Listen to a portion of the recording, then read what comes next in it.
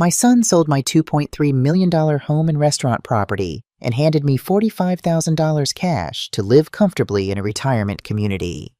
After 42 years of building a business from nothing, sacrificing everything for my family, my own daughter was stealing my life's work with the help of someone pretending to be my dead husband. My name is Eleanor Montgomery. Everyone calls me Ella. And at 68 years old, I never thought I'd be fighting my own flesh and blood for what rightfully belongs to me. But that's exactly what happened last summer in Savannah, Georgia, when my daughter Grace tried to take everything I had built over a lifetime. It's not easy to share this story. The shame burns almost as much as the betrayal. But if telling you what happened to me helps even one other woman protect herself, then it's worth reliving this nightmare. I've lived in Savannah's historic district for over 4 decades. My late husband Arthur and I purchased a beautiful colonial building on Abercorn Street when we were just newlyweds with nothing but dreams and determination. The first floor became Arthur's Place, our Southern cuisine restaurant that eventually became famous for shrimp and grits that had tourists lining up around the block on Sunday mornings. The second floor was our family home where we raised our daughter Grace. Arthur passed away 7 years ago, massive heart attack while prepping for Sunday brunch. One moment he was laughing, telling me about the special blackberry cobbler he'd made, and the next, he was gone, just like that. 40 years of marriage ended in the blink of an eye. I kept the restaurant going for 2 years after his death, but my heart wasn't in it anymore. The joy had left the kitchen when Arthur did. So I finally leased the restaurant space to a young chef who respected our traditions but brought his own style. Between that income and the 2 other commercial properties Arthur and I had invested in over the years, a boutique on Broughton Street and an art gallery near Forsyth Park, I was comfortable.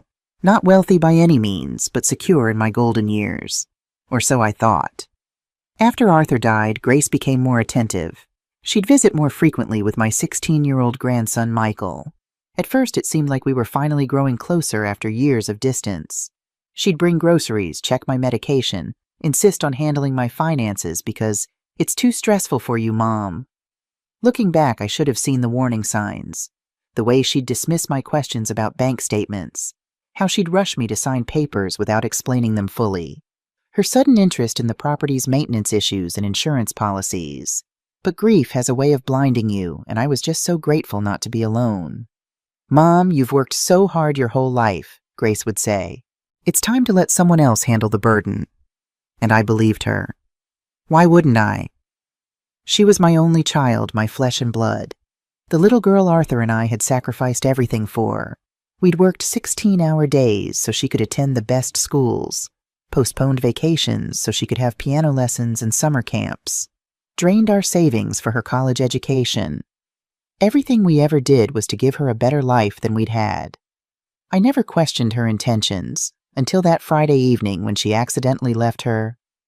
It was a warm June evening when Grace came by with what she called routine paperwork that needed my signature. She seemed more fidgety than usual, checking her watch repeatedly, rushing me through dinner. Mom, I've been talking with an estate attorney, she said, sliding a manila folder across my kitchen table. These are just updates to your property records since Dad's been gone for over 7 years now. Legal formalities, really. I flipped through the pages, dense with legal terminology. Do I need to read all this tonight? Maybe I should have Richard look at it. Richard Owens had been Arthur's and my attorney for 30 years. Grace's face tightened. Richard retired last year, Mom. Don't you remember these papers are straightforward? The attorney already reviewed everything. It's just to make sure your properties are properly titled now that Dad is gone. She pushed a pen toward me. Just sign where the yellow tabs are. I need to get these back tomorrow. Something felt off, but I couldn't place what. Grace had been handling so many things for me lately that I'd grown accustomed to signing whatever she put in front of me. Still, something made me hesitate. I think I'll look these over properly in the morning, I said. My eyes are tired tonight. Grace's smile faltered. Mom, I drove all the way out here specifically to get these signed. The attorney's office closes early tomorrow and there's a deadline we can't miss. What kind of deadline? I asked. She sighed with the impatience I'd grown used to. Just property tax recording deadlines. Nothing to worry about, but important to meet. Please, Mom, trust me on this. Reluctantly, I took the pen, but my arthritis was flaring. Let me get my reading glasses first. I'll get them, Grace said, jumping up. While she went to my bedroom to fetch my glasses, her phone chimed with a text message. Then it chimed again, and again. Grace, your phone, I called out. I'll check it in a minute, she called back, still rummaging in my bedroom. That's when I noticed her iPad on the sofa where she'd been sitting earlier. It lit up with the same message notifications. I wouldn't normally look at someone else's private messages, but the name that appeared on the screen made my blood run cold. Arthur Montgomery. My husband. My dead husband. The iPad wasn't locked. Grace never was one for security features. With trembling hands, I picked it up. The messages were visible on the screen. Did she sign yet? We need to move quickly before she changes her mind. Another message followed. The buyers won't wait forever. This is our chance, Grace. A third. Remember, once she signs, we're set for life. No more money problems. My hands shook so badly I nearly dropped the device. My Arthur had been dead for 7 years. His phone had been disconnected. His accounts closed. Who was messaging my daughter pretending to be my husband? I heard Grace's footsteps returning and quickly set the iPad back down, my heart hammering in my chest. She handed me my glasses with that same too bright smile. Found them on your nightstand, she said. Now if you could just sign where the yellow tabs are. I put on my glasses, hands still shaking, and pretended to read the documents. My mind was racing. Who was pretending to be Arthur? What were these papers really for? What buyers were they talking about? Grace, honey, I said, struggling to keep my voice steady. I'm actually feeling quite tired suddenly.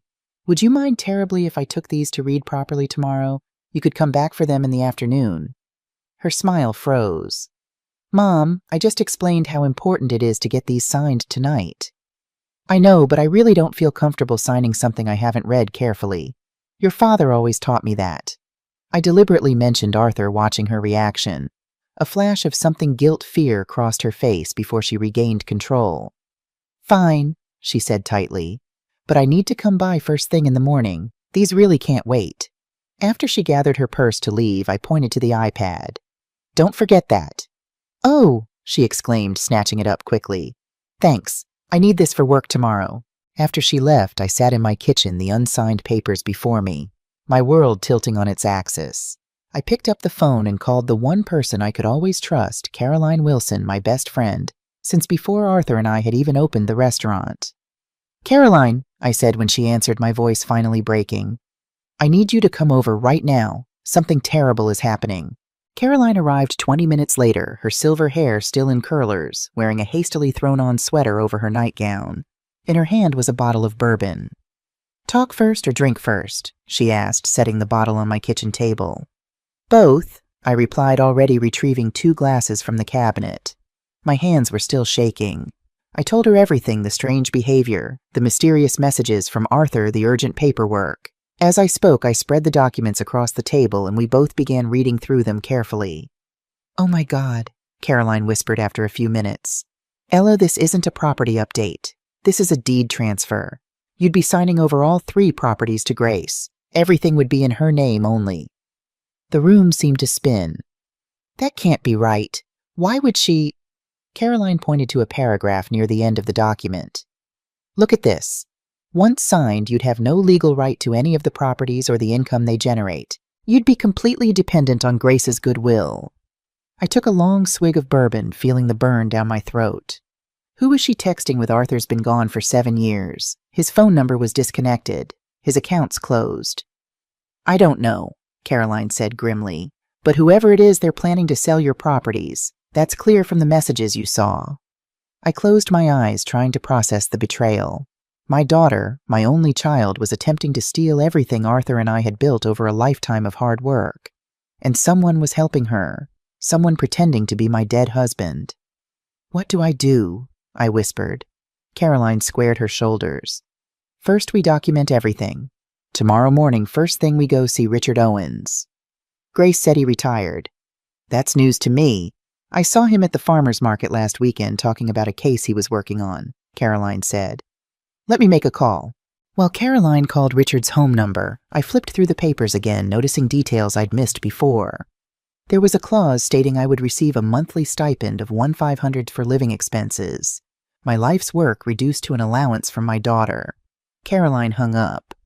Richard's in town. He'll meet us at his office at 9 a.m. sharp. He said don't sign anything. I won't, I promised. But Grace is coming back in the morning for these papers. Tell her your arthritis is acting up. Buy us some time, Caroline suggested. And Ella, don't let on that you suspect anything. If they're planning something this elaborate, we need to be careful. After Caroline left, I sat alone in my kitchen, the bourbon bottle temptingly close. But I needed a clear head. Instead of drinking more, I did something I hadn't done since Arthur died. I went to his desk in the study, unlocked the bottom drawer where he kept important papers, and began looking through our property deeds, insurance policies, and financial statements. Most of the recent statements were missing. Grace had insisted on handling everything electronically to save trees. But the original property deeds were there along with Arthur's journal, where he meticulously documented every major financial decision we ever made. As I read through his careful notes written in the handwriting, I missed so much tears streamed down my face.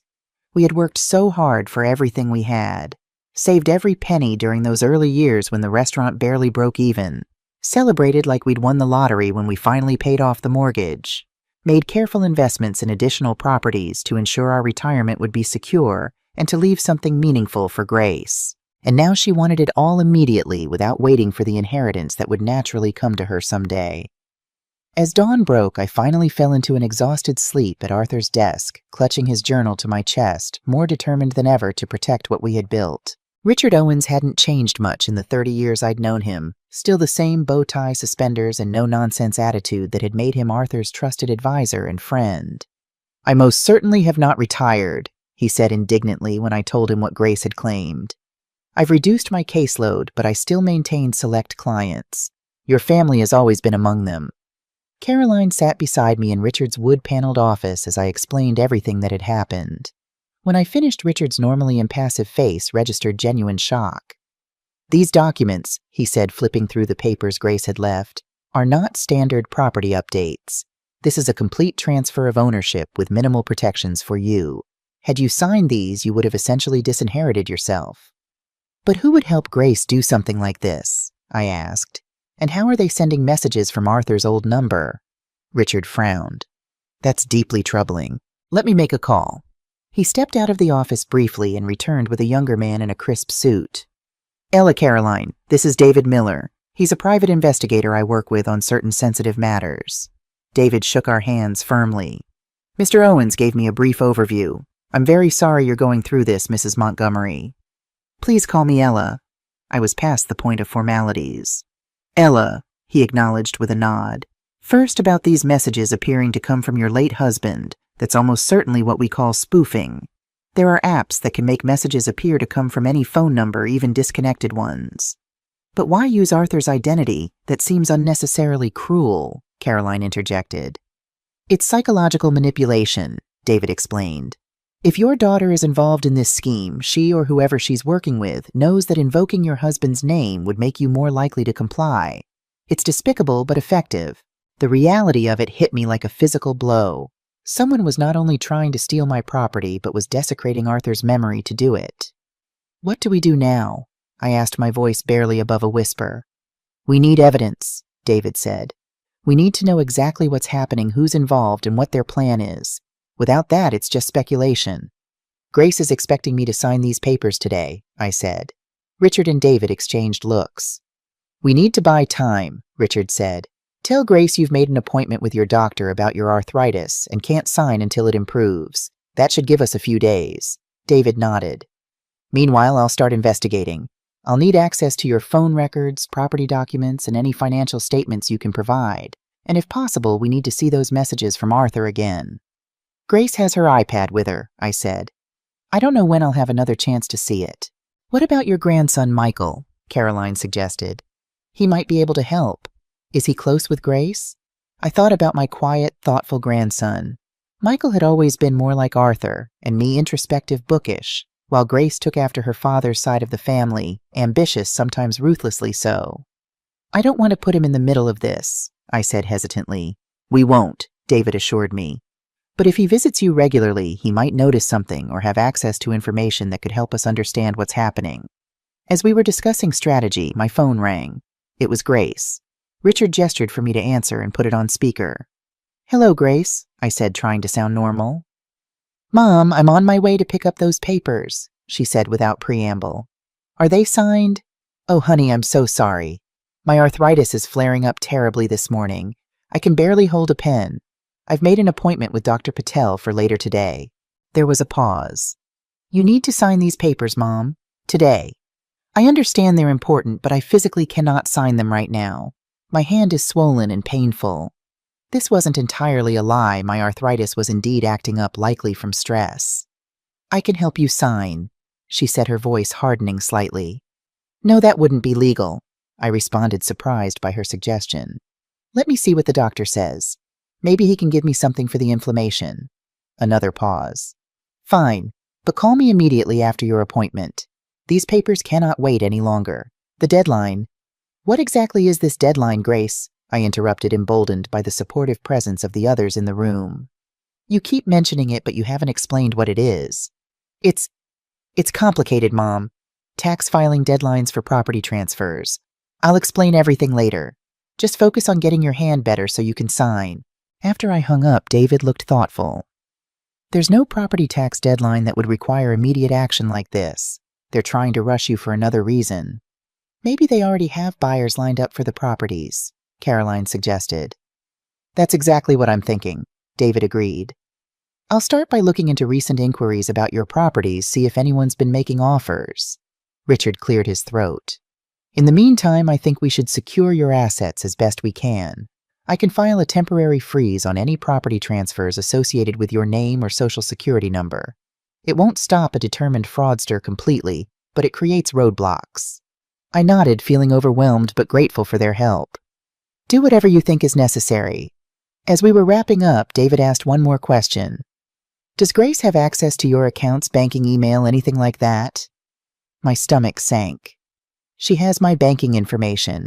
She's been handling my bills for the past year, and she set up my email account, so she probably has that password too. We need to change all of that immediately, David said grimly, but we have to be careful not to tip her off that you're onto her. By the time I left Richard's office, we had a plan. Richard would secure my assets legally while David began his investigation. Caroline would help me document everything and serve as a witness to any future interactions with Grace. As for me, I had the hardest role of all, pretending everything was normal while my daughter potentially plotted to steal my life's work. I was just finishing dinner when Michael called that evening. Grandma, can I come stay with you this weekend? He asked, his voice sounding strained. Mom and Matt are fighting again, and I can't concentrate on my SAT prep with all the yelling. Matt.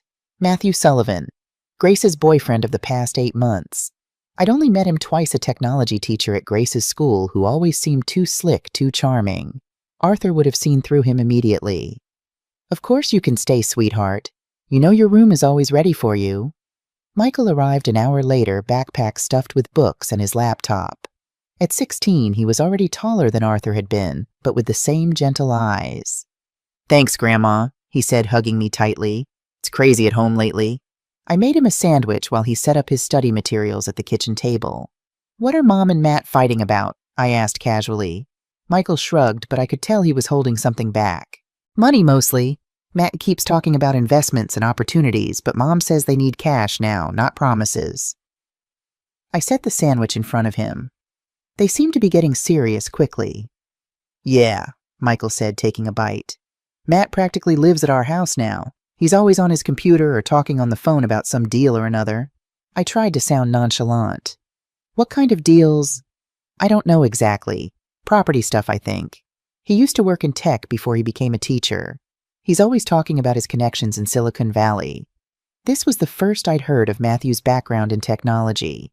A former tech worker, now teaching and potentially helping my daughter scheme to take my properties. The pieces were starting to fit together. Michael, I said carefully, have you noticed your mom using an iPad a lot lately? He looked up, surprised by the question. Yeah, Matt gave it to her for her birthday. She's always on it. Why? Oh, I was thinking of getting one myself. I lied. Do you know if she likes it? Michael snorted. She's obsessed with it, especially since Matt showed her how to use it for video calls. She talks to Dad on it sometimes. The sandwich I was making for myself slipped from my suddenly numb fingers, landing on the counter with a soft plop. She talks to your grandfather on the iPad. Michael's eyes widened as he realized what he'd said. I mean, not really Dad. I know he's gone. It's just, Matt made these videos where it looks like Grandpa is talking. He used some AI program. Mom watches them a lot. She says it helps her feel close to him. I gripped the counter to steady myself. What kind of videos? Michael looked uncomfortable now. I only saw one. It was weird, like Grandpa was sitting in his old office talking directly to Mom about taking care of you and the properties. Matt said he used old home videos and some AI voice thing to create it. My blood ran cold. And not just text messages, but videos, fake videos of my dead husband telling my daughter to take control of our properties. This was beyond cruel. It was monstrous. Grandma, are you okay? You look really pale. I forced a smile. Just tired, sweetheart. It's been a long day. Later that night, after Michael was asleep, I called David Miller and told him what I'd learned. It's called deepfake technology. He explained, his voice grim. Using AI to create realistic videos of people saying and doing things they never actually said or did. The technology has gotten frighteningly good in recent years.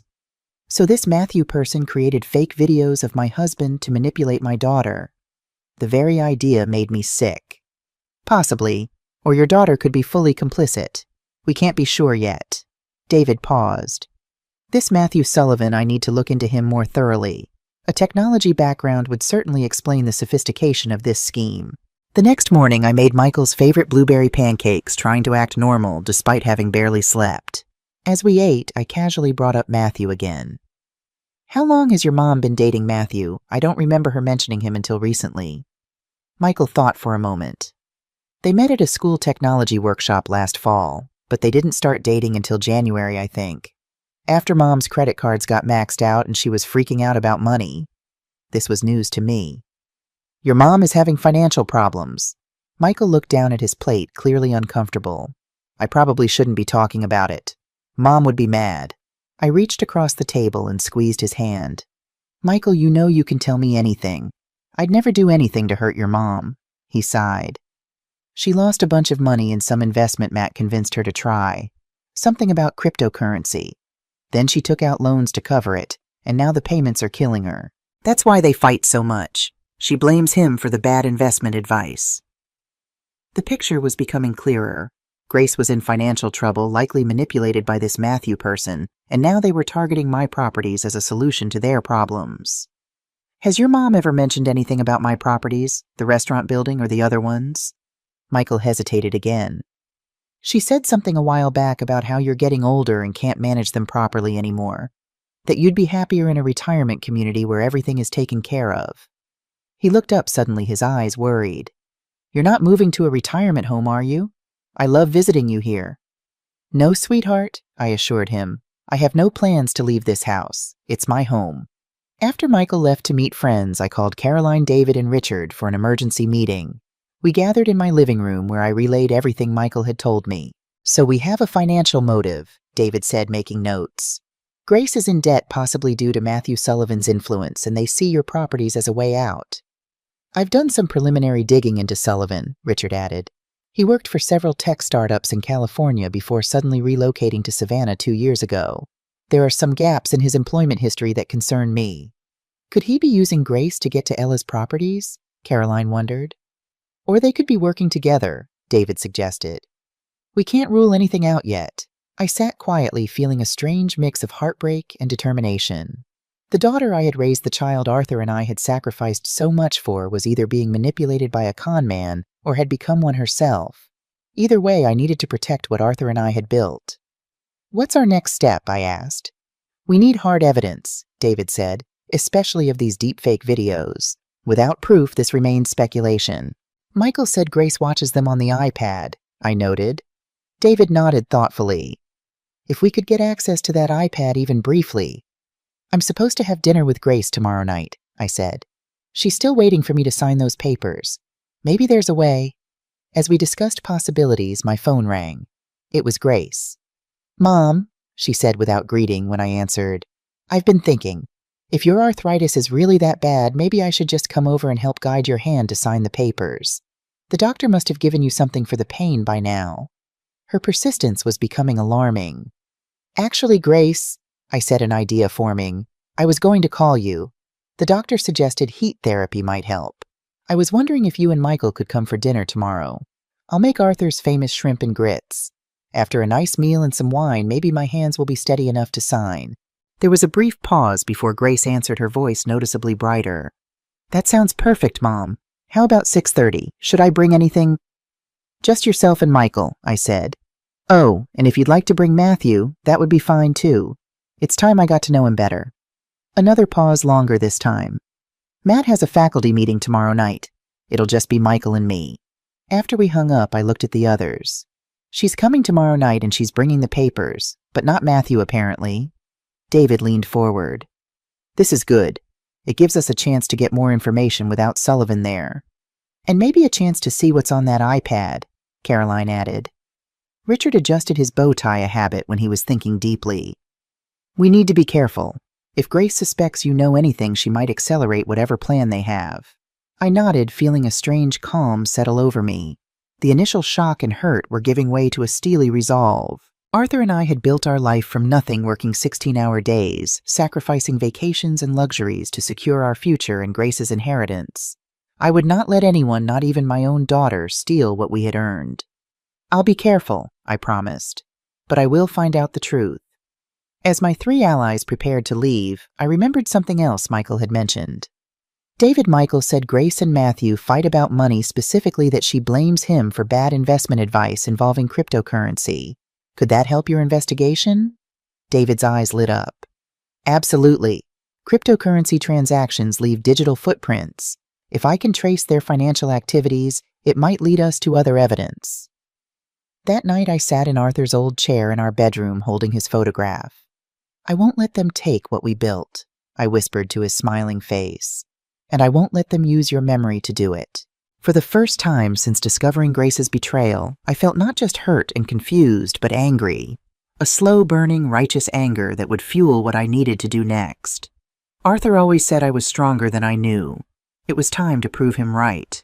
I spent the next day preparing Arthur's famous shrimp and grits, following his recipe to the letter. The familiar routine of cooking, chopping onions and bell peppers, stirring the grits until they were perfectly creamy, sautéing the shrimp in butter and garlic, was therapeutic. For a few hours, I could almost forget why I was hosting this dinner. David Miller called mid-afternoon with updates.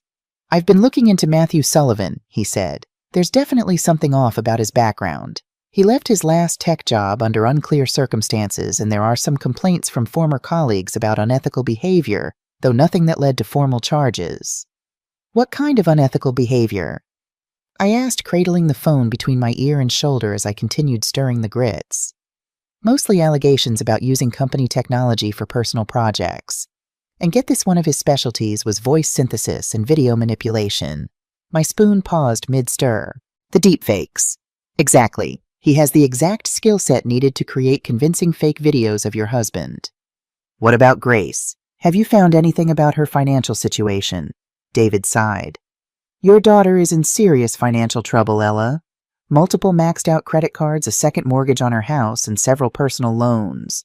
All told, she's about $350,000 in debt." The number staggered me. How is that possible? She makes a good salary as a school administrator. The cryptocurrency losses Michael mentioned might explain part of it. I'm still tracing those transactions. But regardless of how it happened, she's underwater financially, which gives her a powerful motive to try to get control of your assets.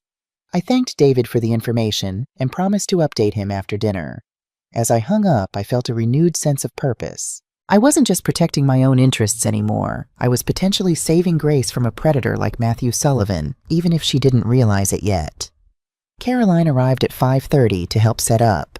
We had planned for her to coincidentally drop by during dinner, giving us an excuse to distract Grace while I checked her iPad if she brought it. "Are you nervous?" Caroline asked as we arranged flowers on the dining table. "Terrified," I admitted. "I've never had to pretend with Grace before. Even when she was a rebellious teenager, we were always honest with each other. Or at least I thought we were." Caroline squeezed my arm. "You can do this, Ella. Just remember what's at stake." Grace and Michael arrived precisely at 6:30.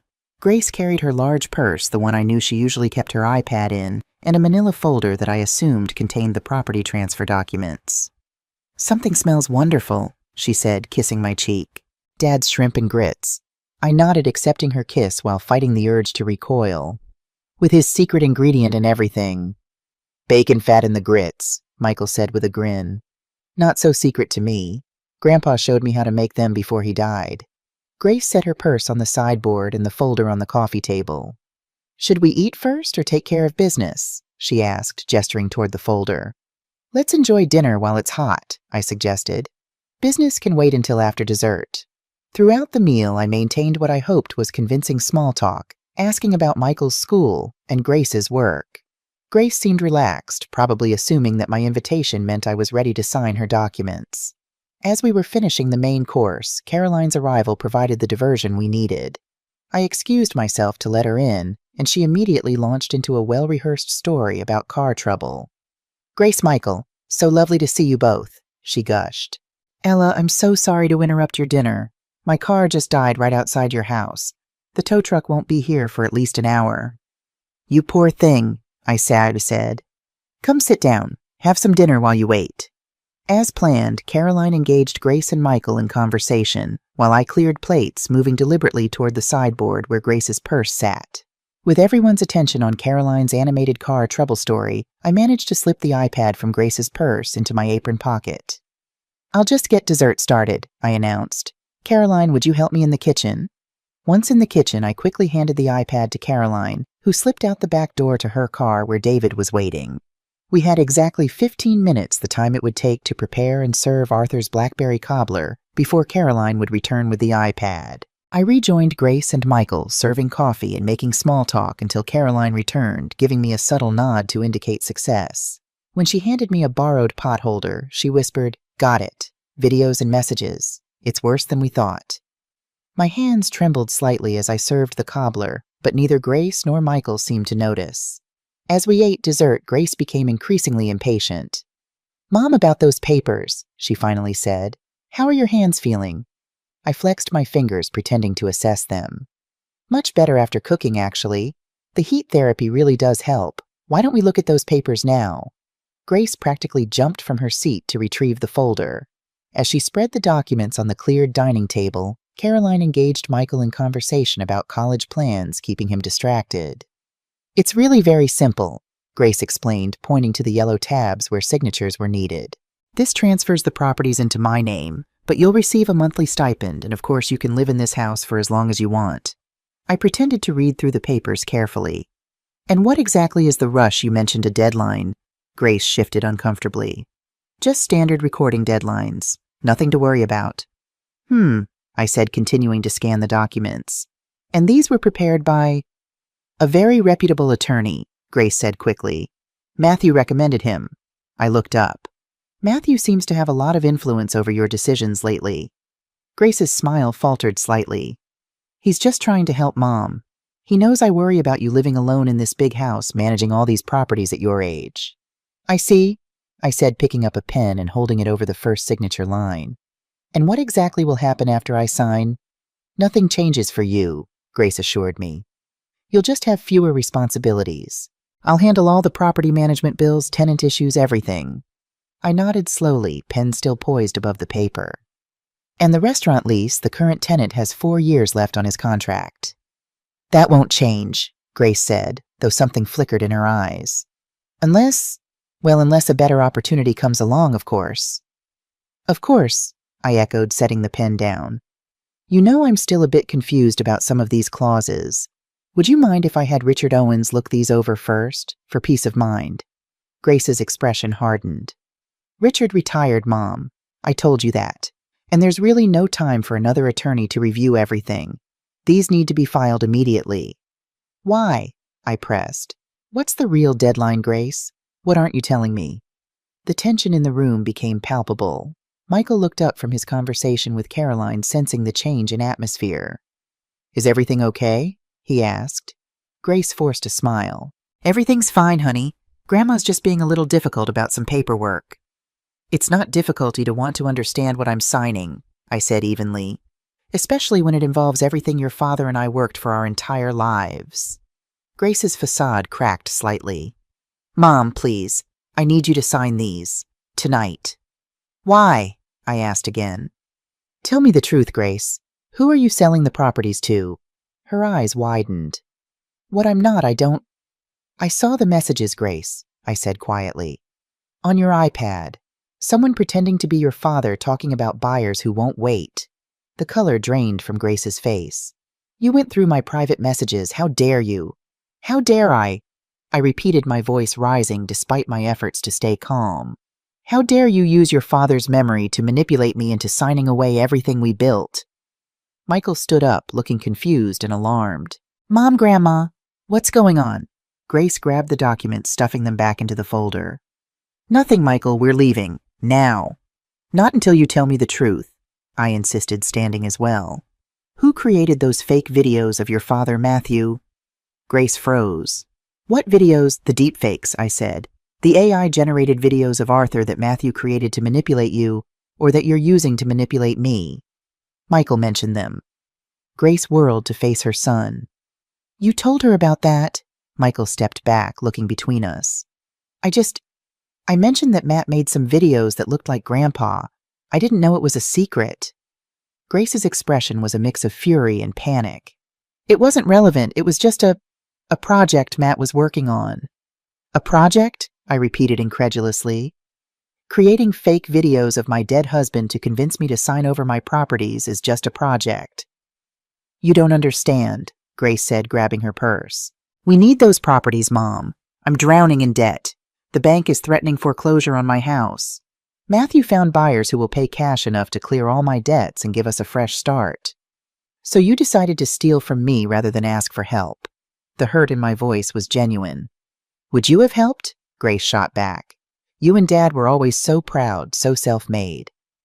We worked for everything we have, Grace. Nothing was handed to us. Would you have handed me $350,000 to fix my mistakes? Before I could answer, Michael spoke up, his voice small.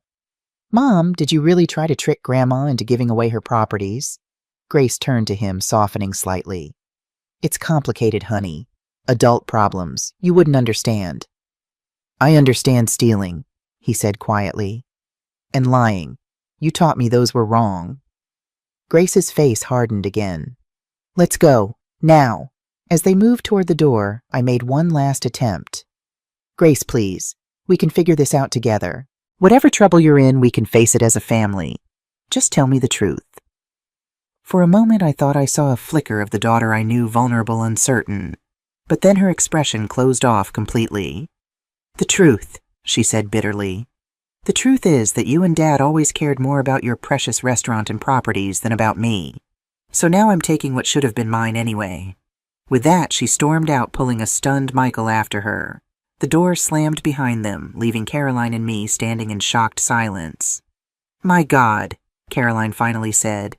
What happens now? I sank into a chair, the adrenaline that had carried me through the confrontation suddenly evaporating. I don't know, but I'm afraid it's going to get worse before it gets better. I had no idea how prophetic those words would prove to be. I barely slept that night. Every time I closed my eyes, I saw Grace's face twisted with resentment. You and Dad always cared more about your precious restaurant and properties than about me. The accusation echoed in my mind, cutting deeper than any knife could. Arthur and I had worked endless hours at the restaurant when Grace was young. We'd missed some school events, delegated some parent-teacher conferences to babysitters, but we'd done it all for her to build something meaningful to ensure she'd never struggle the way we had. At dawn, I gave up on sleep and made coffee. Caroline had stayed over sleeping in the guest room, unwilling to leave me alone after the confrontation. She joined me in the kitchen, her silver hair disheveled but her eyes alert. You look like hell, she said, pouring herself coffee. Thank you, always the flatterer. Did you sleep at all? I shook my head. How could I? My own daughter. The doorbell rang, interrupting my lament. Caroline and I exchanged wary glances. Are you expecting anyone? She whispered. No, Caroline peeked through the curtains. It's David Miller. I opened the door to find David looking even more exhausted than I felt, clutching a laptop. I'm sorry to come so early, he said, but you need to see this immediately. We settled in the living room where David opened his laptop and turned it toward me. We were able to access Grace's iPad yesterday. What we found was disturbing. He clicked play on a video file and suddenly Arthur appeared on the screen, my Arthur sitting in his old office at the restaurant looking directly at the camera. Hello, Grace, The Arthur in the video said, his voice so familiar it made my heart ache. "I know it's been hard since I've been gone, but I need you to listen carefully now. Your mother is getting older and can't manage the properties anymore. It's time for you to take control for her own good. She won't understand, she's always been stubborn, but sometimes we have to make difficult decisions for the people we love." The Arthur on screen continued giving specific instructions about the property transfers, even mentioning potential buyers. I couldn't breathe. The likeness was uncanny, the way he tilted his head, the small gestures of his hands, even the slight Georgia drawl that became more pronounced when he was being persuasive. "This is impossible," I whispered. "It's deepfake technology," David explained.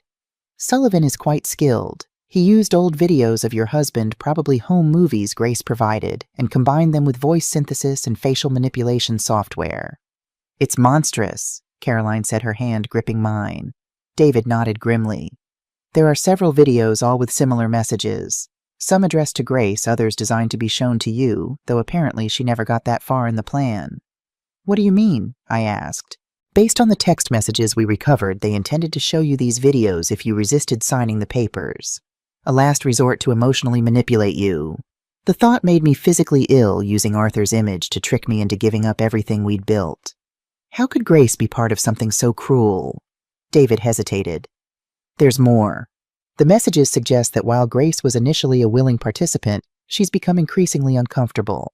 Sullivan appears to be pressuring her, even threatening her in some exchanges." "Threatening her how?" I asked sharply. David turned the laptop back to himself and scrolled through some files.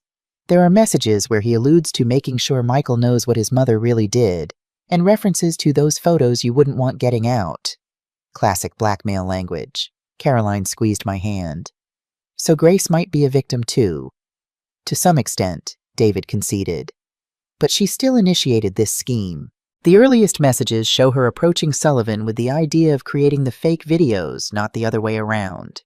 I stood and walked to the window, looking out at the garden Arthur had planted. "What's our next move?" "We have enough evidence to go to the police," David said. "What they've done constitutes attempted fraud and elder financial abuse at minimum." The word elder stung, but I ignored it. "If we go to the police, what happens to Grace? She could face serious charges.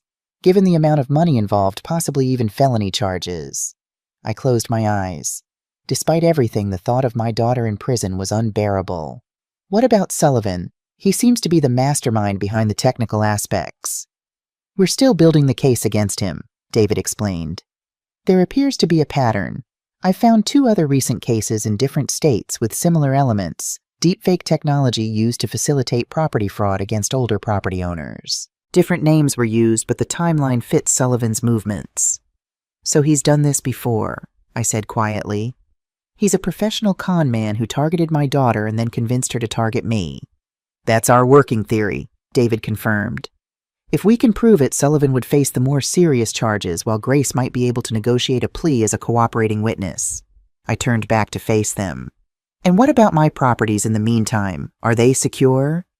"Richard has filed temporary injunctions preventing any transfers," David assured me. "But we need to remain vigilant. People this determined often have backup plans." As if summoned by our conversation, my phone rang. It was Richard Owens. "Ella, he said without preamble. "Have you checked your email this morning?" "No, why?" "There's a message from Pioneer Development Group offering to purchase all 3 of your properties for a combined $2.3 million cash deal, closing within 7 days. My stomach dropped. "That's significantly below market value." "Precisely," Richard said. "And when I researched Pioneer Development Group, guess what I found? It was registered just 3 weeks ago. The listed CEO is one Matthew Sullivan." The pieces clicked into place. "So that's the plan. Get me to sign over the properties to Grace, who would then immediately sell them to Sullivan's shell company at below market value. They pocket the difference when Sullivan turns around and sells them at full value." "Exactly," Richard confirmed. "Classic real estate fraud scheme." After we hung up, I relayed the information to David and Caroline. "This is actually good news," David said. "It gives us concrete evidence of Sullivan's intentions and the financial structures he's using." "Should we respond to the offer?" I asked. David thought for a moment. "Yes, but carefully. We don't want to tip our hand that we're onto them. Richard should request more details about the offer standard due diligence. It might give us more information about Sullivan's operation. As David was preparing to leave with the evidence he'd gathered, my phone chimed with a text from Michael. "Grandma, can I come over? Need to talk. Alone." I showed the message to David and Caroline. "It could be a trap," Caroline warned. "Grace might be using him to get information." "Or," David countered, "he could be a valuable ally." He seemed genuinely shocked by his mother's behavior last night. I thought about my grandson, his gentle eyes so like Arthur's, his quiet integrity. "I'll meet him," I decided. "But at a public place, not here." I texted Michael back, suggesting we meet at Forsyth Park near the fountain where he used to feed ducks as a child. A public location, but with enough privacy for conversation. "I'm coming with you," Caroline insisted. "I'll keep my distance, but I'll be watching." An hour later, I sat on a bench facing the fountain, the spring sunshine warming my face despite the chill in my heart. I spotted Michael approaching, shoulders hunched, hands thrust deep in his pockets. He looked like he hadn't slept either. "Grandma," he said, sitting beside me, his voice cracking slightly. "Michael," I said gently, "I'm glad you came." He stared at the fountain, struggling to find words. "Is it true what you said last night about Mom trying to take your properties?" I chose my words carefully. "Yes, it's true. I have evidence that your mother and Matthew were planning to transfer my properties and sell them immediately." "Why would she do that?" His young face was creased with confusion and hurt. "She's in financial trouble, Michael. Serious debt. I think she saw this as her only way out." He nodded slowly. "I knew about the debt. I've heard them fighting about it. Matt keeps saying he has a plan to fix everything, that soon they'll have enough money to pay it all off, and then some." He looked at me, eyes brimming with tears. "But I never thought they'd steal from you." I put my arm around his shoulders. "People do desperate things when they're frightened, and I think your mother is very frightened right now." "Last night after we left your house," he hesitated. "They had a huge fight. Matt was furious that Mom didn't get your signature. He said everything was falling apart because she couldn't handle one simple task." Michael's voice dropped to a whisper. "He said if the deal falls through, he'll make sure she takes all the blame." "What deal exactly?"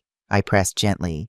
"I don't know details, but Matt's been talking to someone he calls the investor, who's ready to move on all 3 properties as soon as they're in Mom's name." Michael looked at me directly. "Grandma, I think Matt is just using Mom. He doesn't care about her at all." "I think you're right," I said softly. "The question is, does your mother see that—" Michael shook his head miserably. "I don't think so. She keeps defending him, saying he's just stressed about money, that he'll be different once this financial pressure is off." "Michael," I said carefully, "I need to ask you something important. Those videos Matthew made, the fake ones of your grandfather, have you seen many of them?" "A few," he admitted. "Matt showed them to me, said it was a cool technology project, but they always felt wrong, creepy, like someone wearing Grandpa's face as a mask." "That's exactly what they are," I said. "And they were created to manipulate your mother and me." Michael swallowed hard. "What are you going to do? Are you going to call the police?" The question I'd been wrestling with all morning. "I don't know yet. I want to protect my assets, but I also want to protect your mother, even from herself. And I want to make sure Sullivan faces consequences for his actions." "I want to help," Michael said firmly. "Whatever you need. Mom's making a terrible mistake and someone needs to stop her." I studied my grandson's face, so young yet showing a maturity beyond his years. "It could get complicated, Michael. I don't want to put you in a difficult position with your mother." "She already put me in a difficult position," he said with sudden fierceness. "She lied to me. She tried to steal from you. That's not the mom who raised me." I nodded, making a decision. "All right, but we do this carefully. First, I need you to be my eyes and ears. Let me know what Grace and Matthew are planning, but don't put yourself at risk." "I can do that," he agreed. "Matt's been working on his laptop constantly, and he sometimes leaves it open when he goes to make coffee. I could try to see what he's doing." "No," I said firmly. "No snooping on his computer. That could be dangerous and possibly illegal. Just pay attention to conversations, plans, anything they discuss openly." Michael looked disappointed, but nodded. "Okay, what else?" "If you're comfortable, I'd like you to meet with my attorney and private investigator. They might have questions that could help build our case against Sullivan." "I'll do it," he said without hesitation. We talked a bit longer, finalizing our communication plan. Michael would text me under the guise of checking on my health, using a simple code to indicate if he had important information to share. As we stood to leave, Michael hugged me tightly. "I'm sorry, Grandma, about all of this. You have nothing to apologize for," I assured him. "Grandpa would be so mad about this," he said, his voice muffled against my shoulder. "Yes," I agreed, thinking of Arthur's fierce protectiveness toward family. "But he'd be very proud of you." Walking back to where Caroline waited in her car, I felt a strange mixture of heartbreak and determination. My daughter had betrayed me, but my grandson stood by my side. One relationship fractured, another strengthened. "How did it go?" Caroline asked as I slid into the passenger seat. "We have another ally," I said, "and I think it's time to set a trap of our own." The next morning, Richard's office became our war room. Richard, David, Caroline, and I gathered around his conference table, surrounded by documents, financial records, and printouts of the evidence David had recovered from Grace's iPad. "Sullivan is getting desperate," David reported. Based on the text messages Michael forwarded from Grace's phone, the investor Sullivan promised the properties to is threatening to pull out if they don't close the deal by the end of the week. "Who is this investor?" I asked. "We're still trying to identify them," David said. "They're using layers of LLCs to hide their identity, but we know they've already put down a significant non-refundable deposit with Sullivan, which he stands to lose if he can't deliver the properties." Richard adjusted his bow tie. "That explains the urgency in Sullivan's pressure on Grace." "So Sullivan has a gun to his head and he's putting one to Grace's," I summarized. "Precisely," David agreed. "And desperate people make mistakes." I looked at the evidence spread before us. "What's our plan?" Richard leaned forward. "I've been thinking about this. Sullivan's scheme relies on getting the properties transferred to Grace first, then to his shell company. But what if we appear to give him what he wants while actually setting up a legal trap?" "Go on," I encouraged. "We contact Grace, tell her you've reconsidered, that you're willing to sign the papers with some minor modifications.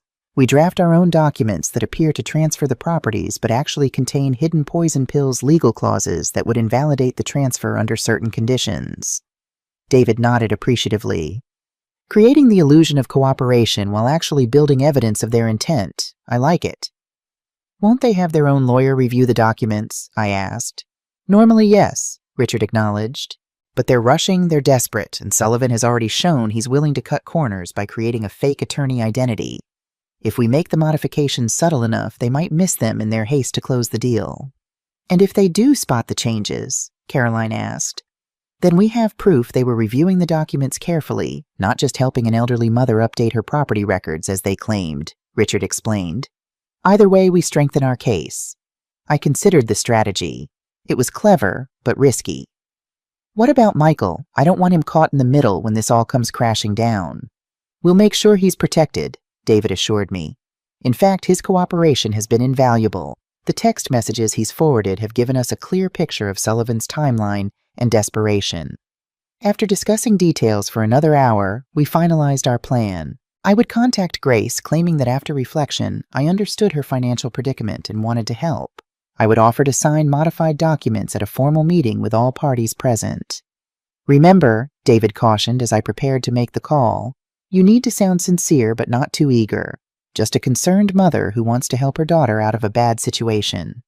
I nodded, took a deep breath, and dialed Grace's number. She answered on the fourth ring, her voice guarded. "Mom, Grace, honey, I've been thinking about our conversation the other night." Silence on the other end. "I want you to know that I understand financial pressure. Your father and I faced our share of it when we were building the business." "What do you want, Mom?" Her voice was tense, suspicious. "I want to help you," I said simply. "Not the way you were planning, but I'm willing to work something out that addresses your needs without leaving me vulnerable."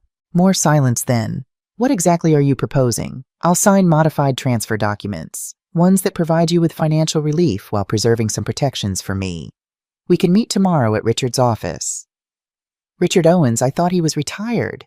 The accusation in her voice was clear. "That's what you told me," I countered calmly. "But it wasn't true, was it? Richard has always been my attorney and he'll need to be present for any property transfers." I could almost hear her calculating, weighing her options. Finally, she said, "I'll need to bring my own legal representation." Of course, I agreed, knowing full well she meant Sullivan in his fake attorney persona. Shall we say tomorrow at 2 p.m.? After she reluctantly agreed and hung up, I looked at the others. She's bringing her attorney. Perfect, Richard said. When Sullivan shows up pretending to be a lawyer, we'll have him on record committing fraud. What if he doesn't come? Caroline worried. What if he sends a real attorney instead? Based on his pattern, that's unlikely, David said. He prefers to maintain direct control, and right now he's too desperate to trust anyone else with this. Richard began drafting the modified documents, immediately incorporating subtle legal traps that would both protect my interests and provide evidence of Sullivan and Grace's true intentions. Meanwhile, David continued his investigation into Sullivan's background. By late afternoon, he'd made a breakthrough. Matthew Sullivan isn't his real name, David announced, returning from a phone call. His real name is Mark Schiller. He's wanted in California and Arizona for similar fraud schemes targeting older property owners. He changes his identity every time he moves to a new area. So he's done this before, I said, feeling sick. Multiple times, David confirmed. Always the same pattern: identify a vulnerable property owner, preferably one with financial leverage over them, like a family member with debt problems, use technology to manipulate and rush the transfer, then quickly sell the properties to a pre-arranged buyer at below market value for quick cash. Do the police know about this? Caroline asked. I've contacted Detective Ramirez at the Savannah Police Department's Financial Crimes Unit, David said. She's very interested in our case, especially given the interstate nature of Sullivan's, or rather Schiller's, activities. The FBI might eventually get involved, but local police can move faster for now. Will they arrest him at the meeting tomorrow? I asked. David shook his head. Not yet. Detective Ramirez wants to build a stronger case first. They'll have plainclothes officers observing, but they won't intervene unless there's immediate danger.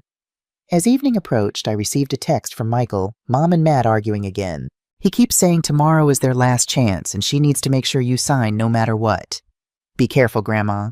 I showed the message to the others. Sullivan is getting desperate, David observed. That makes him dangerous, but it also makes him more likely to make mistakes. I don't like the sound of no matter what, Caroline said worriedly. What if he tries something beyond legal manipulation? We'll take precautions, David assured her. I'll have my associates watching the meeting from different positions. Richard's office will be secure. That night, Caroline insisted on staying at my house again. As we sat on the porch with glasses of bourbon watching fireflies dance in the garden Arthur had planted, I felt a strange calm descend. Aren't you scared? Caroline asked. Tomorrow you're facing down people who've been plotting to steal everything you have. Oddly, no, I said, surprising myself with the truth of it. I'm sad. I'm disappointed. But I'm not afraid. I took a sip of bourbon. Arthur always said the Montgomery women had steel in their spines. He was right about that, Caroline agreed, raising her glass in a toast. Besides, I added, what's the worst they can do? Take my property. I've already faced the worst loss, realizing my daughter was willing to betray me. Everything else is just details. Caroline squeezed my hand. You're going to get through this, Ella. And when it's over, you'll rebuild whatever that looks like. With Michael's help, I said, thinking of my grandson's steadfast support. At least I haven't lost him in all this. As we finished our drinks, my phone chimed with an email notification. It was from an address I didn't recognize, msullivan.pdt@gmail.com. The message was brief. Mrs. Montgomery, I understand you've agreed to sign the transfer documents tomorrow. A wise decision.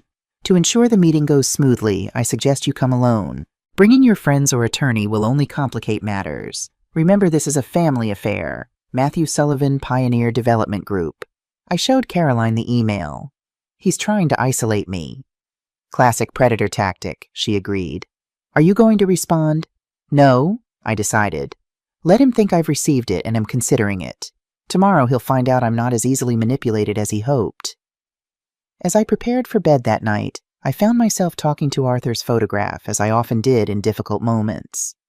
Tomorrow's the day, my love, I told his smiling face. The day I fight for everything we built. I touched the glass over his face. I wish you were here, but in a way you are. You taught me how to stand my ground, how to fight for what's right. I could almost hear his reply in that warm Georgia drawl I missed so desperately. Show 'em what Montgomery women are made of, Ella girl. And I intended to do exactly that. Richard Owen's office was housed in a beautifully restored Victorian building on Bull Street, its interior all polished mahogany and leather-bound law books. For today's meeting, Richard had arranged the conference room strategically my back to the windows, so that Grace and Sullivan would have to face the light, making their expressions easier to read. David Miller sat beside me as my financial advisor, while Caroline waited in Richard's private office, monitoring a discreet recording system that had been installed with Detective Ramirez's approval. The detective herself was positioned in a coffee shop across the street with a clear view of the entrance. At precisely 2 p.m., Grace arrived looking tense but determined. Beside her was Sullivan, or Schiller, as we now knew him, dressed in an expensive suit carrying a leather briefcase, the very picture of legal respectability. "Mom," Grace said stiffly as they entered. "This is Matthew Sullivan, my attorney." I nodded coolly, not trusting myself to speak directly to the man who had been manipulating my family. Richard stood extending his hand. "Richard Owens, Mrs. Montgomery's attorney of over 30 years. The emphasis on the time frame was subtle but pointed. "And this is David Miller, Mrs. Montgomery's financial advisor." Sullivan hesitated before shaking their hands, his confident facade flickering briefly. "I was under the impression this would be a simple signing. I'm not sure all these additional parties are necessary." "When transferring properties worth over $2 million, I assure you they are," Richard replied smoothly. "Please have a seat."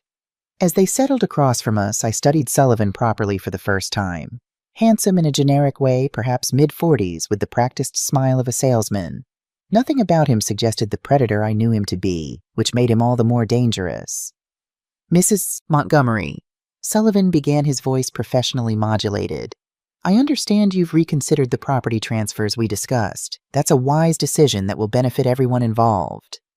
"I'm willing to help my daughter financially," I clarified. "But I need to understand exactly what I'm signing and how my interests will be protected." Sullivan's smile tightened almost imperceptibly. "Of course. These are simply updated property records that transfer ownership to Grace while ensuring you retain lifetime residency rights." Richard slid a folder across the table. "We've prepared modified documents that accomplish those goals while providing Mrs. Montgomery with appropriate protections. You'll find them quite straightforward." Sullivan opened the folder, scanning the documents with obvious impatience. Beside him, Grace sat silently, her eyes downcast, avoiding my gaze. "These are substantially different from what we prepared," Sullivan said, frowning. "They accomplish the same basic purpose," Richard countered. "They transfer ownership to Grace, but with conditions that protect my client's interests." Sullivan flipped through the pages more carefully now. "These conditions are unacceptable. For instance, this clause prevents the properties from being sold for at least 5 years without Mrs. Montgomery's explicit written consent." "A reasonable protection," David interjected. "Mrs. Montgomery is concerned about the stability of the properties and their current tenants." Sullivan's jaw tightened. "And this provision requiring all rental income to continue being deposited in Mrs. Montgomery's accounts, with only profits above operating expenses available to Grace, that defeats the purpose of the transfer." "Which is what exactly?" I asked innocently. "I thought the purpose was to update the property records after Arthur's death, not to immediately liquidate family assets that have been in our possession for decades." Sullivan and Grace exchanged glances. I could see the calculation in his eyes, the desperation in hers.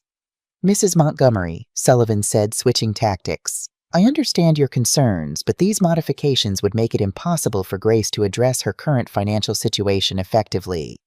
"And what situation is that?" I asked. Grace hasn't fully explained the urgency behind these transfers. Before Sullivan could intervene, Grace finally spoke. "I'm in debt, Mom. You know that already. I need to sell at least one of the properties to clear what I owe." "How much debt exactly?" I pressed. Grace swallowed. "About $350,000. And selling my properties is the only solution you could think of. You couldn't come to me directly and ask for help." Sullivan interrupted. "This is becoming unnecessarily emotional. We're here to execute legal documents, not have a family therapy session." "Actually," Richard said, "understanding the motivation behind these transfers is legally relevant, especially given the unusual circumstances." "What unusual circumstances?" Sullivan demanded. Richard's expression remained professionally neutral. "For instance, the fact that you, Mr. Sullivan, are not actually an attorney, but are presenting yourself as one which constitutes a felony in the state of Georgia." The room fell silent. Sullivan's face drained of color, then flushed with anger. That's a ridiculous accusation, he sputtered. I've been practicing law for 15 years. Under what name? David asked mildly. Matthew Sullivan or Mark Schiller? The shock on Grace's face was genuine. Matt, what are they talking about? Sullivan stood abruptly. This meeting is over. Grace, we're leaving. Not quite yet, Richard said, his voice hardening. Mrs. Montgomery has some questions for her daughter that deserve answers. For instance, perhaps Grace could explain the deepfake videos of Arthur Montgomery that were created to manipulate both her and her mother. Grace paled. How do you know about those? We've seen them, I said quietly. Videos of your father, my husband, saying things he would never say, encouraging you to take properties he worked his entire life to secure for both of us. It was Matt's idea, Grace whispered. He said it would help convince you. That's enough, Sullivan snapped. Don't say another word, Grace. But Grace seemed to be breaking free of his influence, looking at him with new clarity. You told me your name was Matthew Sullivan. Is that even true? Sullivan ignored her, gathering his papers hastily. This is all a misunderstanding that we can clear up later. For now, we need to leave. Before you sell my properties to your shell company Pioneer Development Group, I asked, or before your mysterious investor realizes you can't deliver what you promised. Sullivan froze. For the first time, I saw the calculation in his eyes give way to something darker, a cornered predator's desperation. You don't understand what you're dealing with, he said, his voice low. Some very powerful people are expecting those properties, people who don't take disappointment well. Are you threatening Mrs. Montgomery? David asked sharply. I'm stating facts, Sullivan replied. Grace's debt isn't just to banks. She owes people who collect debts differently. I've been trying to help her help both of you find a clean solution. Grace looked horrified. Matt, you said the debt consolidation was through your finance contacts. You never mentioned anything about dangerous people. Because you didn't need to know, he snapped. I was handling it.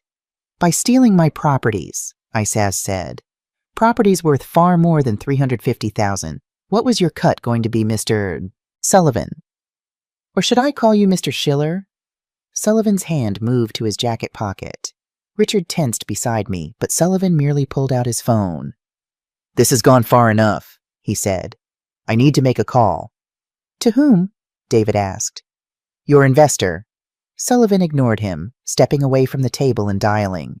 He spoke in hushed tones, his back to us, but I could see the tension in his shoulders. Grace turned to me, her eyes brimming with tears. Mom, I swear I didn't know about any of this. His fake name, these dangerous people he's talking about. He told me he had a simple solution to my debt problems. It started with the cryptocurrency investments, then the loans to cover those losses, and before I knew it, why didn't you come to me? I asked the question that had been burning inside me for days. I would have helped you. Because I was ashamed, she admitted. And because I resented you and Dad sometimes. The restaurant always came first. The properties, the business, they were always more important. We were building a future, your future, I said, feeling the old hurt resurface. Everything we did was for you. I know that now, she whispered. But Matt kept telling me I deserved the properties, now that I shouldn't have to wait for my inheritance, that you were being selfish, holding on to them when you didn't need them anymore. Sullivan returned to the table, his expression grim. We're leaving. Now. He grabbed Grace's arm roughly. This isn't over. Richard stood. Remove your hand from her arm, Mr. Schiller, or I'll have you arrested for assault right now. Sullivan hesitated, then released Grace. Fine. But understand this, you're making a serious mistake. All of you. He looked directly at me.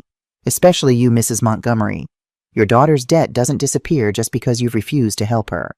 Actions have consequences. Yes, I agreed calmly. They certainly do. As Sullivan turned to leave, the conference room door opened to reveal Detective Ramirez, flanked by 2 uniformed officers. Mark Schiller, she said.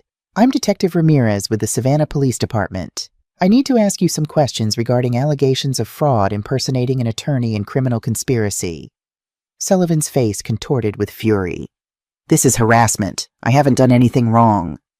Then you won't mind answering some questions downtown, Detective Ramirez replied coolly. Your cooperation would be appreciated. I want my lawyer, Sullivan demanded.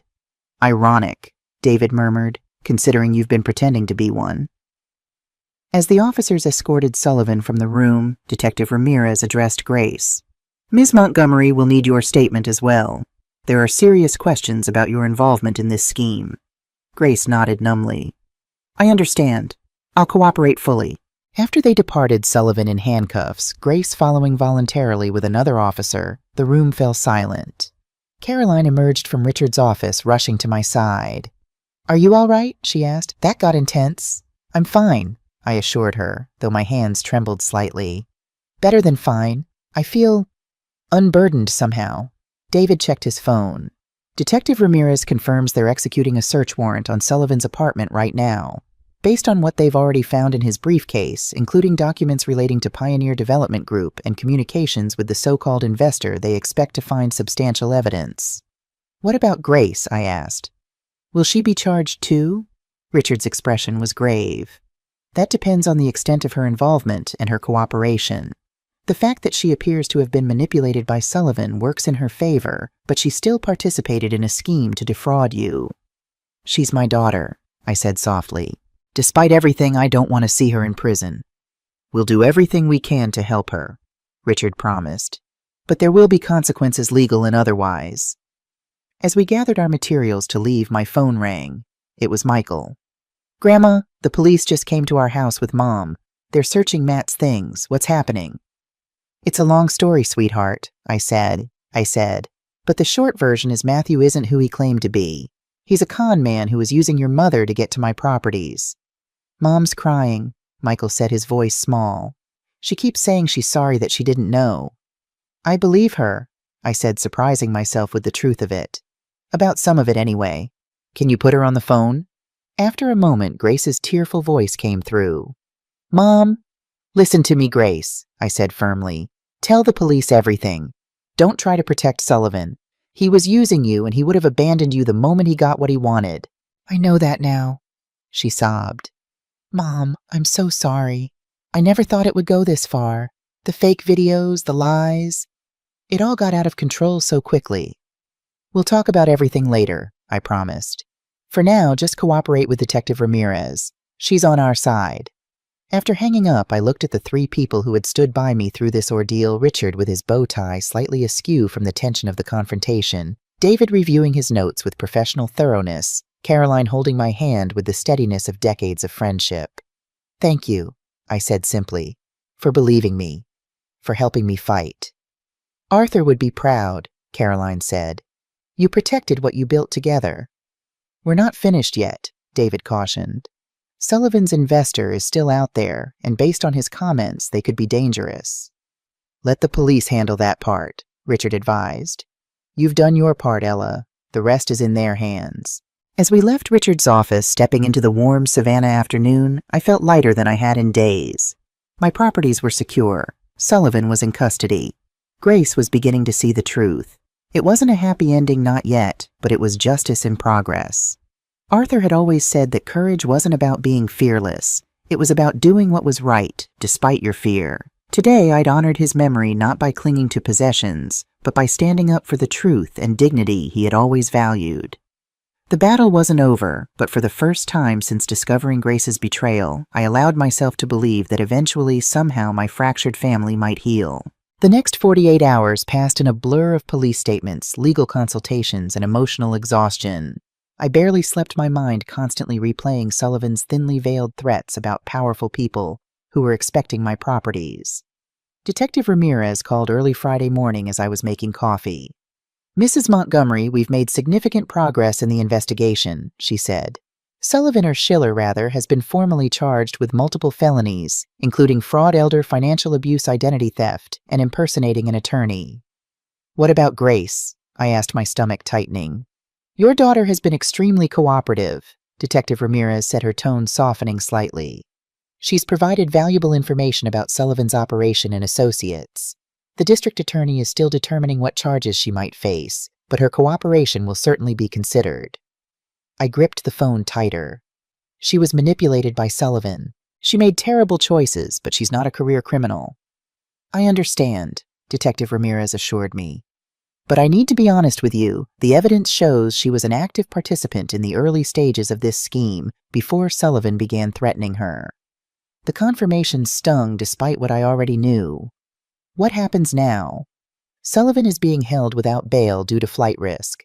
We're working with authorities in California and Arizona where he has outstanding warrants. As for the investor Sullivan mentioned, we believe we've identified them. She paused, and I could sense she was choosing her words carefully. It appears to be a real estate development consortium with some questionable business practices. They've been buying up historic properties throughout the Southeast using various shell companies to avoid scrutiny. Are they dangerous? I asked bluntly. Not in the way Sullivan implied, Detective Ramirez assured me. They're aggressive business people who operate in legal gray areas, not violent criminals. Sullivan was likely exaggerating the threat to pressure you and your daughter. After promising to keep me updated, Detective Ramirez ended the call. I sat at my kitchen table feeling drained but somewhat relieved. The immediate danger appeared to be passing, but the emotional devastation remained. Caroline arrived mid-morning with pastries from my favorite bakery and a determined expression. "You look terrible," she announced, setting down a box of cinnamon rolls. "Thank you," I replied dryly. "You always know just what to say." "You need to eat, then shower, then change into something other than that bathrobe," she instructed. "Michael called. He wants to come stay with you for a few days. His father's picking him up this afternoon to bring him over." "Jeff is bringing him?" I asked, surprised. Grace's ex-husband had remained cordial but distant after their divorce 5 years ago. "Apparently he's been filled in on what happened," Caroline explained, pouring us both coffee. "He's furious with Grace, but concerned about Michael." As I nibbled on a cinnamon roll, my phone rang again. It was Richard.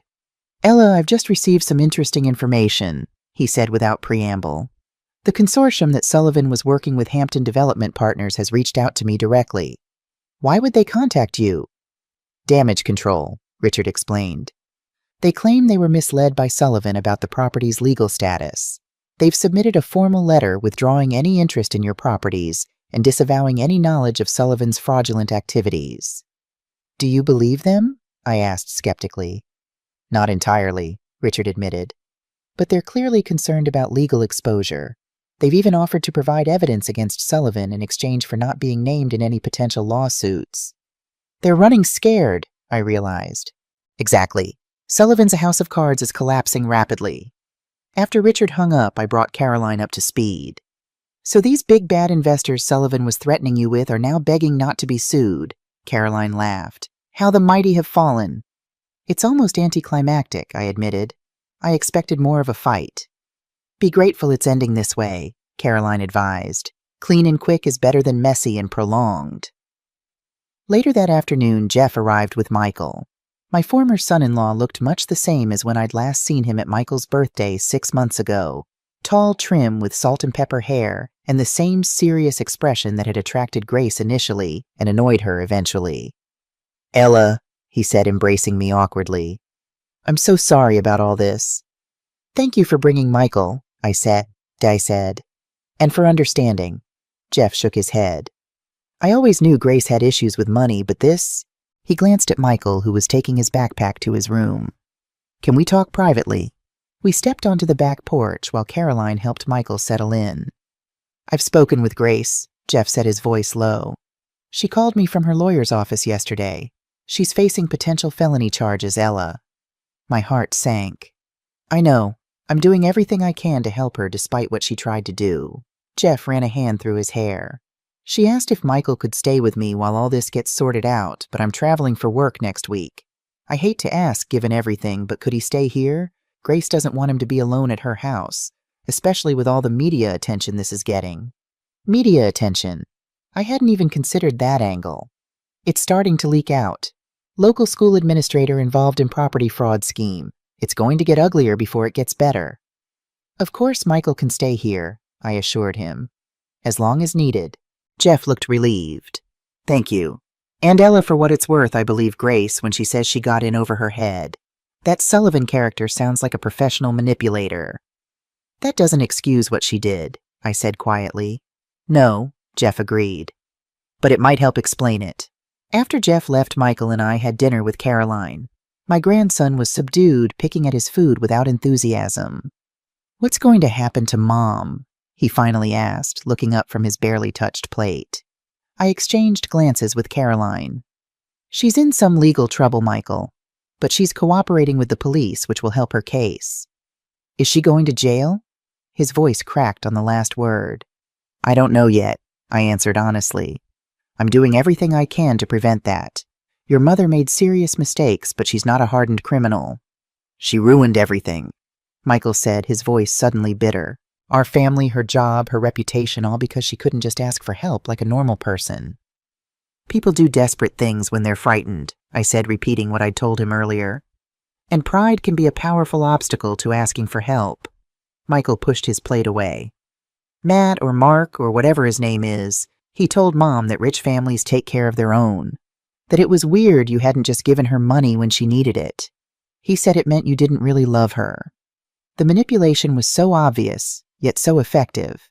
Sullivan had identified Grace's old wounds, her resentment about the restaurant taking precedence, her belief that money equaled love, and exploited them masterfully. "Your mother and I have had a complicated relationship," I admitted, "but I have always loved her even when we didn't understand each other." Michael nodded, blinking back tears. "I know, Grandma. I told her she should just talk to you, but she wouldn't listen." Later that night, after Michael had gone to bed and Caroline had returned home, I sat in Arthur's old chair with his journal in my lap. Flipping through the pages, I found an entry from Grace's 15th birthday. Grace was angry again today because we couldn't close the restaurant for her party. Tried to explain that Saturday night is our busiest time, that the staff depend on those tips. She doesn't understand yet that sometimes love means working to provide, not just being present. Someday I hope she'll see that everything we built was always for her future, not just ours. Arthur had seen it even then, the disconnect between our expressions of love and Grace's understanding of it. We had shown love through sacrifice and hard work. She had wanted presence and attention. Both were valid, but the miscommunication had created wounds that festered for decades, wounds that Sullivan had expertly reopened and infected. My phone rang, interrupting my reflection. It was a number I didn't recognize. "Mrs. Montgomery," a woman's voice asked when I answered. "This is Amanda Wilcox, Grace's attorney. I apologize for calling so late, but Grace has asked me to reach out to you urgently." "Is she all right?" I asked, instantly concerned. "Physically, yes," Amanda replied. "But she's facing serious charges. The district attorney has offered a plea deal, but she needs to make a decision by Monday morning."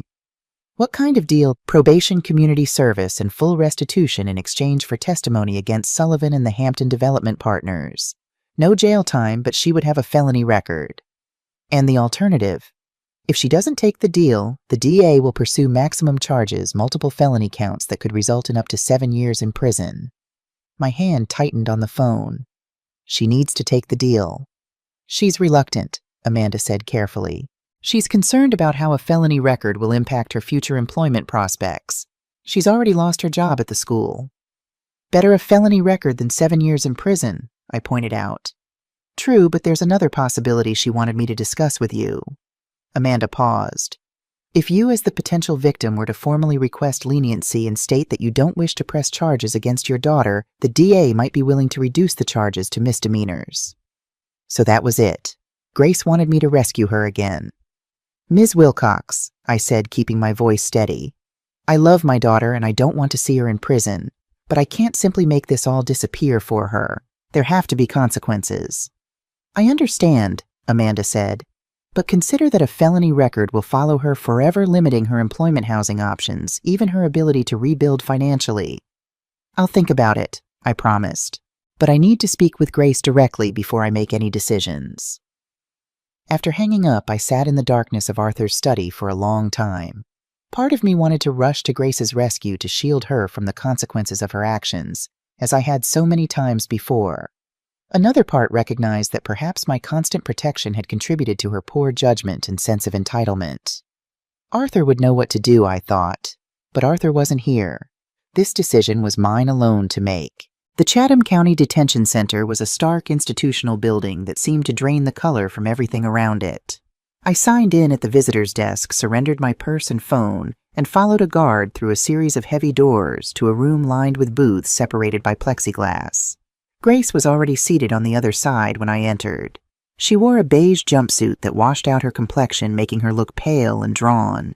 Her hair, usually perfectly styled, hung limply around her face. She seemed to have aged a decade in the week since our confrontation at Richard's office. We both reached for the phone simultaneously. "Mom," she said, her voice cracking. "Thank you for coming."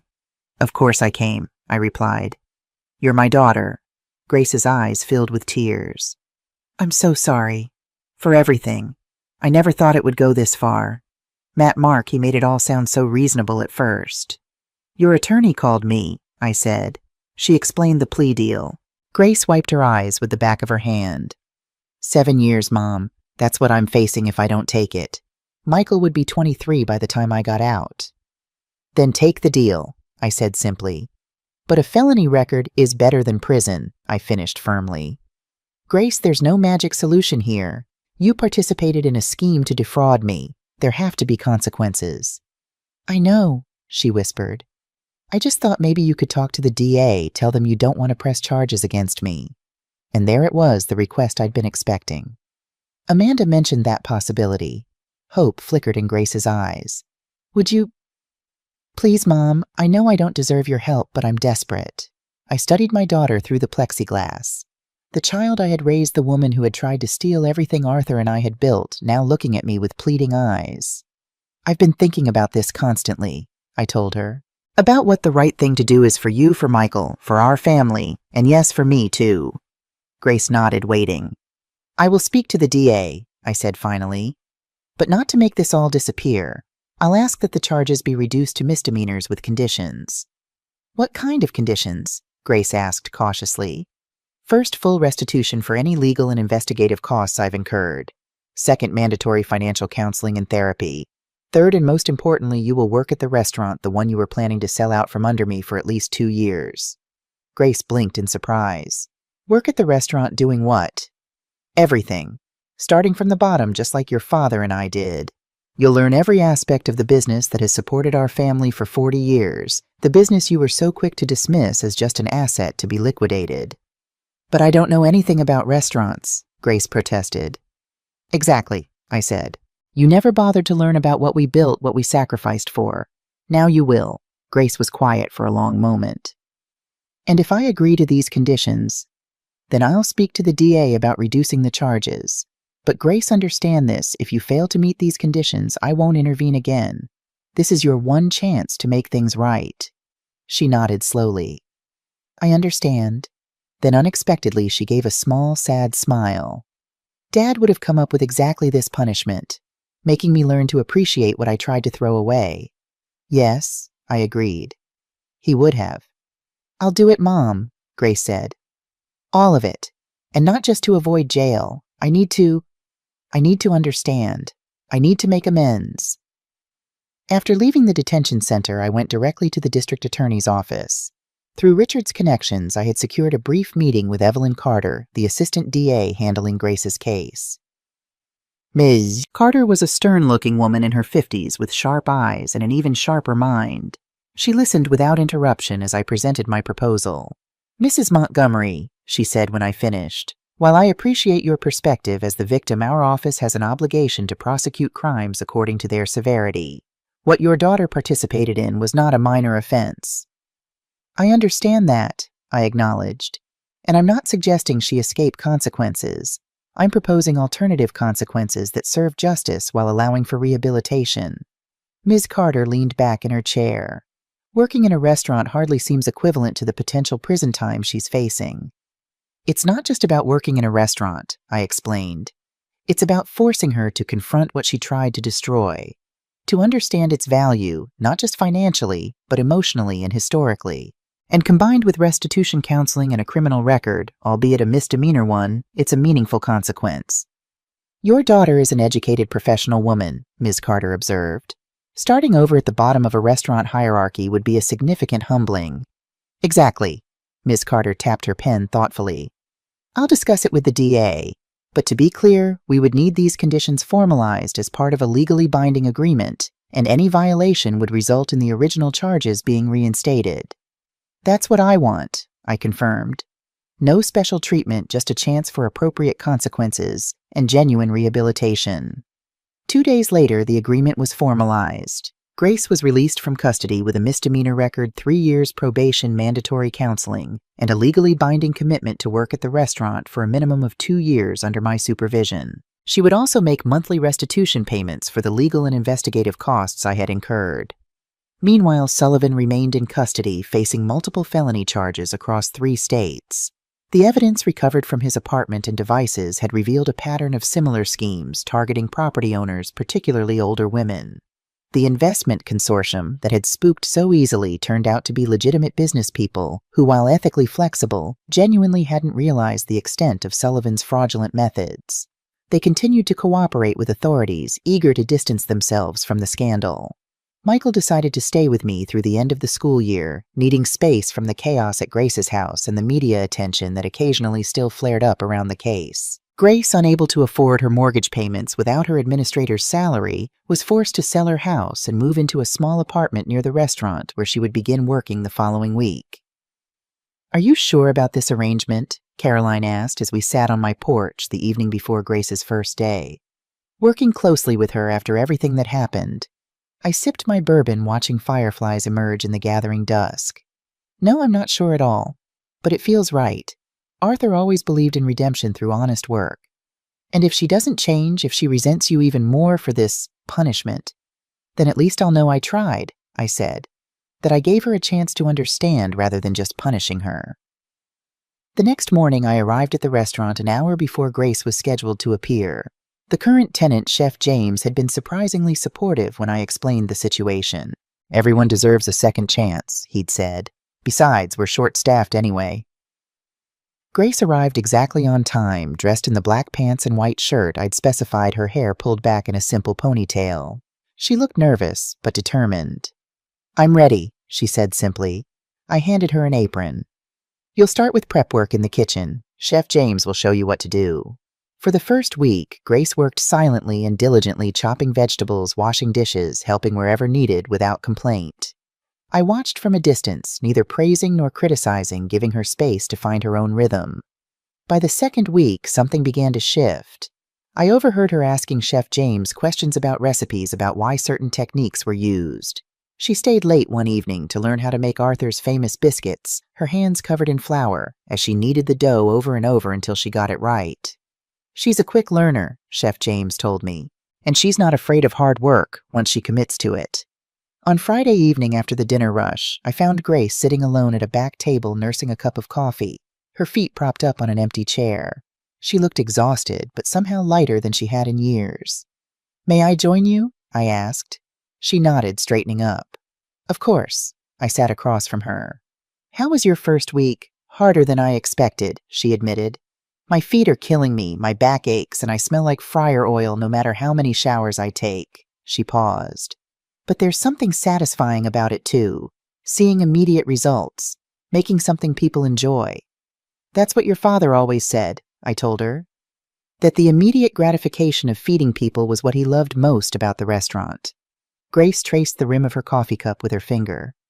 "I never understood why you and Dad spent so much time here, why it mattered so much to you." "It was our dream," I said simply. "The first thing that was truly ours. We built it from nothing through sheer determination and hard work.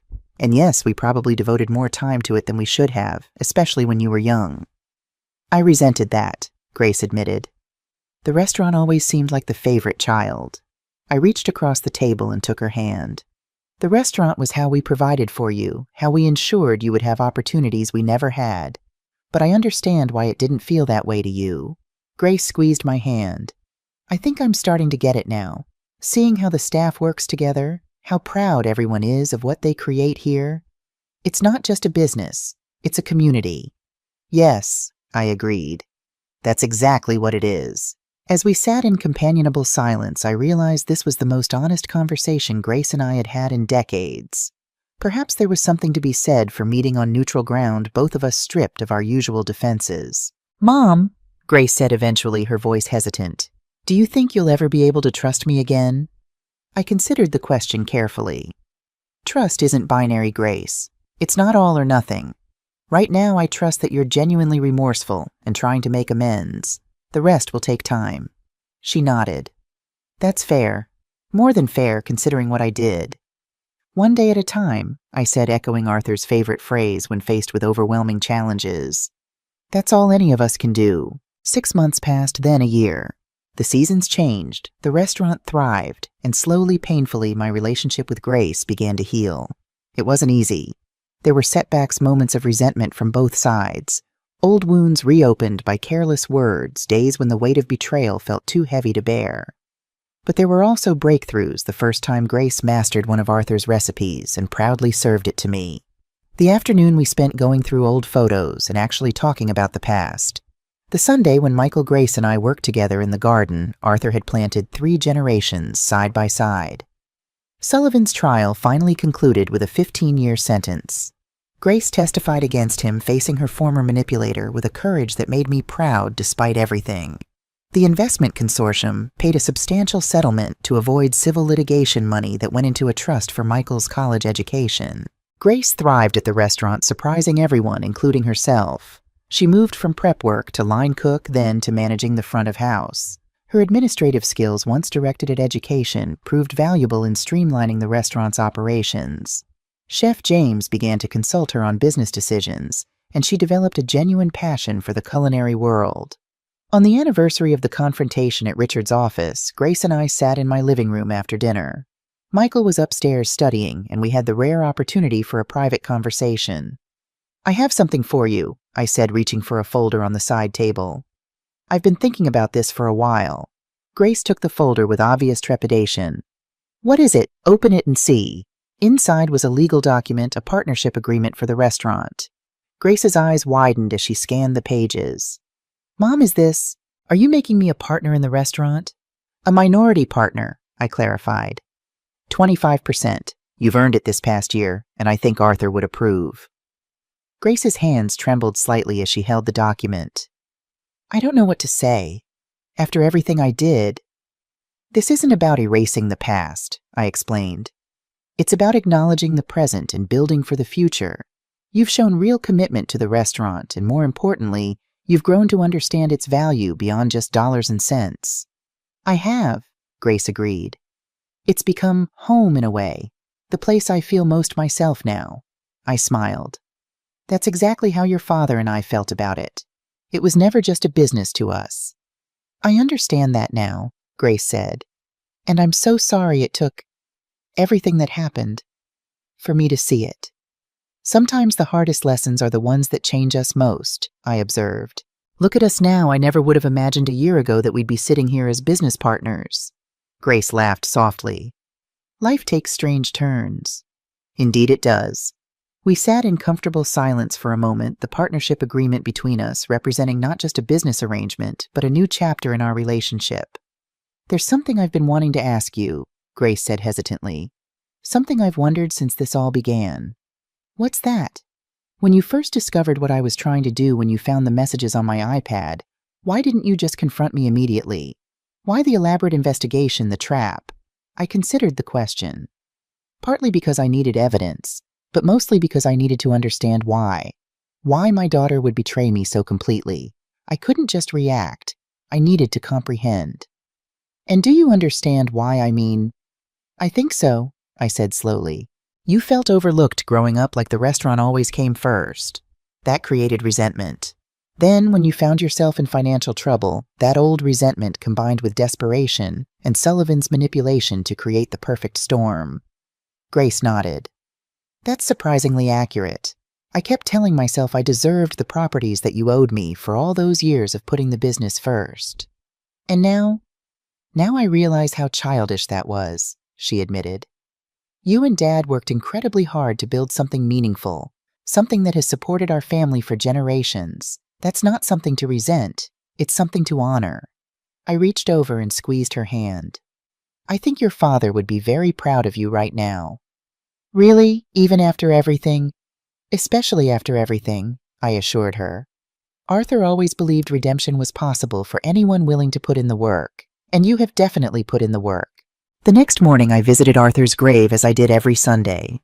The cemetery was peaceful birds singing in the ancient oak trees that provided dappled shade for the headstones. I placed fresh flowers beside the simple marble marker and sat on the small bench nearby. "She's finding her way, Arthur," I said as if he could hear me. "It wasn't the path we imagined for her, but she's finally connecting with what we built, understanding its value." The breeze rustled the oak leaves, a sound Arthur had always loved. "I think about what you would have done faced with her betrayal," I continued. "You probably would have been kinder than I was, less calculating, but you always said I was the strategic one." I smiled, remembering his fondness for calling me his chess player whenever I outmaneuvered a business competitor or difficult vendor. "The restaurant is thriving. Michael is heading to college in the fall, Georgia Tech, for engineering, just like he always wanted. And Grace is becoming someone new, someone stronger and more authentic than she's ever been." As I sat in the quiet cemetery, I reflected on the journey of the past year. The betrayal had been devastating, but the recovery had brought unexpected gifts, a deeper relationship with my grandson, a genuine connection with my daughter, and a new appreciation for the legacy Arthur and I had built. Caroline had asked me once in the darkest days after discovering Grace's plan whether I thought I would ever feel whole again. At the time, I couldn't imagine it. The pain had been too raw, the betrayal too complete. But Arthur always said time was the great healer, and as usual, he was right. I wasn't the same person I had been before learning of Grace's deception. The experience had hardened me in some ways, made me more cautious, less naive. But it had also revealed strengths I hadn't known I possessed: resilience, strategic thinking, and the capacity for a kind of justice tempered with compassion. "You would have handled it differently," I told Arthur's headstone. "But I think you would approve of where we've ended up." As I drove home from the cemetery, I passed the restaurant, its Sunday brunch crowd spilling onto the sidewalk. I spotted Grace at the host stand, efficiently managing the wait list, smiling genuinely at customers. She looked up as I passed, catching my eye, and raised her hand in a small wave. I waved back, feeling a surge of pride that surprised me with its intensity. Pride not in what I owned or had protected, but in the healing our family had managed to achieve against all odds.